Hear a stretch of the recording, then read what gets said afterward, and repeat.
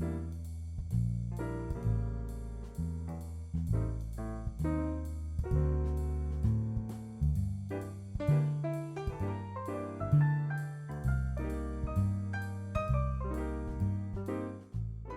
my darlings. I hope you are doing well. So, I watched the Harry and Meghan Lifetime drama, and yeah, I have a lot to say. I don't know if I should say spoiler alert. Does it count when we're just watching a dramatization of real life? But anywho, I'm going to be generous to this movie because let's be real, this is Lifetime.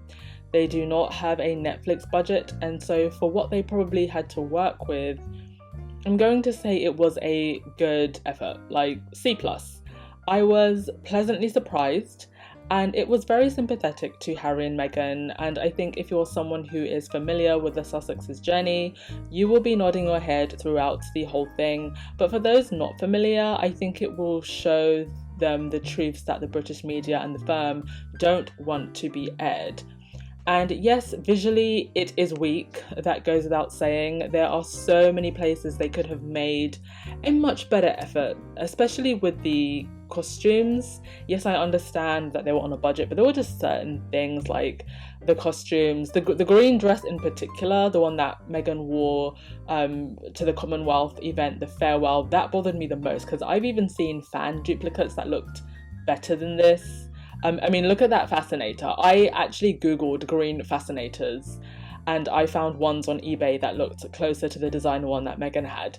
So it was little things like that that bothered me. But in terms of capturing the essence of what Harry and Meghan went through, what we witnessed the press do to Meghan, how the firm acted, the betrayal and the sabotage, yes, it did hit the nail on the head.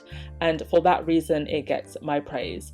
And while we do keep in mind that this is a dramatization, you can tell that so much of it is true to real life. I feel like it picked up on so many talking points that the Sussex squad mention all the time, the racial undertones, the way Meghan was attacked, and the lack of pushback from the palace, the way in which she was presented as an angry black woman. Even the phrase angry black woman was used in a scene where Meghan is shown footage of a skit of her knifing Kate. They even brought up the mysterious way in which the Cambridge's Instagram account always seemed to slither ahead of the Sussex royal account, and they did a very good job of showing the tensions between the royal households. The tensions between the households could be a whole series with just those characters alone. So the movie opens up with Harry having a nightmare about his mother's car crash, but instead of his mother in the car, we see Meghan, and I wasn't expecting that at all. That whole scene was actually very cleverly done. And throughout the whole movie, we see a back and forth of flashbacks between Diana's life and Harry and Meghan's present existence, which adds to the emotion of the story. For example, we see Meghan contemplating whether she should throw herself down the stairs while pregnant with Archie, and this is juxtapositioned with a flashback of Diana throwing herself down the stairs when she was pregnant with William. Not that Meghan actually thought about throwing herself down the stairs, but I thought it was a good way of kind of mirroring the struggles that both women went through in the institution. So now let's look at the actors. I thought the actress that played Meghan did capture her softness. She did actually sound like Meghan, but I'm curious to know whether or not that was her or if they had a second actress who sounded more like Meghan to do a little bit of voiceover work for the movie, because it was pretty impressive how much she did sound like Meghan. The actor who played Harry, though, I felt was way too stiff. He was able to capture Harry's haunted heart, but not his softness. You never once got a sense of Harry's softness. Then there was William's character, and oh my gosh. Yeah, a little something weird going on with the hair to make him look more bold, I guess. But I felt that the acting was very much on point with William's character. It captured the jealousy and the spitefulness and the incandescent with rageness very, very well. Kate's character, on the other hand, and the actress that played her, I wasn't too sure about.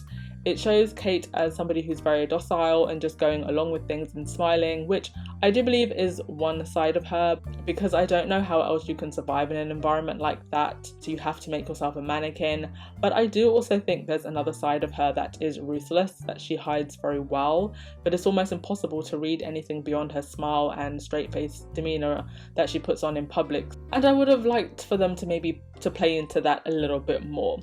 Then there was Prince Charles. Oh wow, his actor was a mess. He just looked constipated all the time and was acting a little dumb and all over the place, when actually, despite what we think of Charles, if you see him in interviews, he does know how to put on a very jolly act when the occasion calls for it, and is generally pretty well spoken. So I felt that the depiction of Charles was just a little bit over the top and wasn't exactly true to character. But taking the top spot for what the F moments in the movie was the depiction of the Queen. Like, what is this? This is ridiculous. Baron over at Royal Sussex said that she looked like an NFL linebacker, and I agree. I think the Queen is a very difficult person to portray because she is so elusive. I don't actually think I know who the Queen is. I know someone who reads speeches that are written for her by her spokespeople, and that's pretty much it. So I don't think I've ever seen a depiction of the Queen in general, to be honest, that I've ever totally believed, and this was no different. This just made me howl.